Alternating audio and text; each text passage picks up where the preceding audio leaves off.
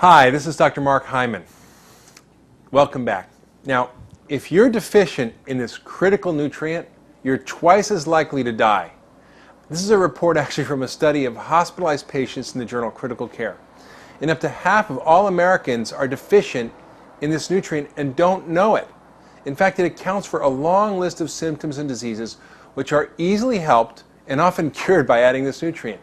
In fact, in my practice, this nutrient is one of my secret weapons against illness. What is it?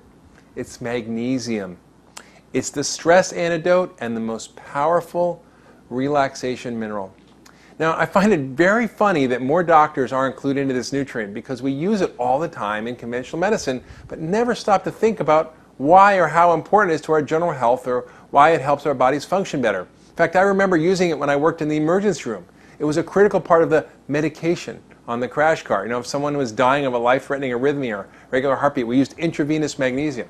If someone was severely constipated or needed to prepare for a colonoscopy, we gave them milk of magnesia and a green bottle of liquid magnesium citrate, which completely empties their bowels. If a pregnant woman came in with preterm labor or high blood pressure of pregnancy or seizures of pregnancy, what do we give them? High doses of continuously dripped in or intravenous magnesium. But you don't have to be in the hospital to benefit from treating magnesium deficiency. Think of magnesium as the relaxation mineral. Anything that's tight or irritable or crampy or stiff, you know, if it's a body part or even a mood, it's a sign of magnesium deficiency. This critical mineral is responsible for over 300 enzyme reactions, and it's found in all your tissues, but mainly bone, muscle, and brain.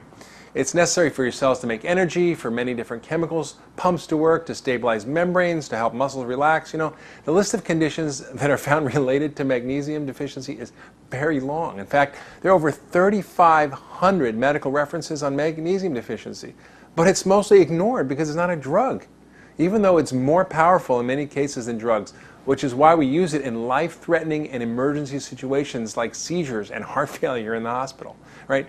You might be magnesium deficient if you have any of the following things: muscle cramps or twitches, insomnia, irritability, you're sensitive to loud noises, you're anxious, you have autism, ADD, your palpitations, angina, you're constipated, you have anal spasms, you have headaches, migraines, fibromyalgia, chronic fatigue, maybe you have asthma or kidney stones. What about diabetes, obesity, osteoporosis, high blood pressure, PMS, menstrual cramps, irritable bladder, irritable bowel, reflux, trouble swallowing, and lots more. It's even been linked to inflammation in the body and higher C-reactive protein levels. So how bad is this problem? Well, it's very bad in our society. By conservative standards of measurement, which is the serum magnesium level, 65% of people admitted to the intensive care unit and about 15% of the general population has magnesium deficiency. But this is seriously underestimating the problem because a serum magnesium level is the least sensitive way to detect a drop in your total body magnesium.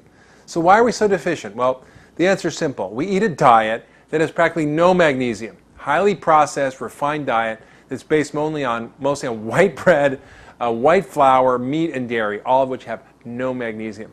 We live lifestyles that cause us to lose magnesium from our bodies, and whatever magnesium we have just goes out and we never replace it. We drink coffee, alcohol, we eat sugar, we're under chronic stress. In fact, one study in Kosovo, they found that under chronic war stress, there was tons of magnesium that came out in people's urine. And hardly any of us eat foods that are high in magnesium. I mean, when was the last time you had a good dose of sea vegetables or seaweed or nuts or greens or beans? If you're like most Americans, your nut consumption mostly comes from peanut butter and probably from chocolate-covered peanut butter cups. Now, our processed diet contains almost no magnesium. It's rare in our diet, and it's often poorly absorbed, and it's easily lost from our bodies. So a recent scientific review of magnesium said it's highly regrettable that the deficiency of such an inexpensive, low-toxicity nutrient results in diseases that cause incalculable suffering and expense throughout the world. This was from Medical Hypothesis in 2001. In order to absorb magnesium, we need a lot of it in our diet, plus B6 and D and selenium to get the job done. And much of our modern life conspires to help us lose whatever magnesium we do get in our diets. Magnesium levels are decreased by excess alcohol and salt and coffee and phosphoric acid in colas and profuse sweating. Although that's good, you still have to replace the magnesium. Prolonged or intense stress, chronic diarrhea, heavy menstrual periods, diuretics, which are water pills, antibiotics, other drugs, and even intestinal parasites. So it's very hard to measure, it's hard to study, but it accounts for untold suffering, and it's simple to correct. In fact, the most common blood test, serum magnesium, will miss most cases. So don't even look at the blood test, but look at the symptoms that you suffer or any of the diseases that I noted, and it's an easy fix. So how do you fix it? Well, number one, stop draining your body of magnesium. Limit the coffee, alcohol, colas, salt, sugar. Learn how to practice active relaxation, and check with your doctor if your medication might be causing magnesium loss. Next, eat foods high in magnesium. Things like kelp, wheat bran, wheat germ, almonds, cashews, buckwheat, Brazil nuts, dulse, filberts, millet, pecans, walnuts, rye, tofu, soybeans, brown rice, figs, dates, collard greens, shrimp, avocado, parsley, beans, barley, dandelion, garlic. Doesn't sound like your diet, does it? But it should. Take magnesium supplements. Now, this is very important. I think most of us do need these. And the minimum amount required is 300 a day. Most of us get even less than 200. And some need a lot more depending on their condition. And most people do well with between 400 and 1,000. Make sure you get absorbable forms, which I list in my writings. Avoid magnesium, carbonate, sulfate, and oxide and gluconate, which are very poorly absorbed and are the ones in most supplements. And take them with a team of other minerals in a multi-mineral. And try a hot Epsom salt bath, which is actually magnesium.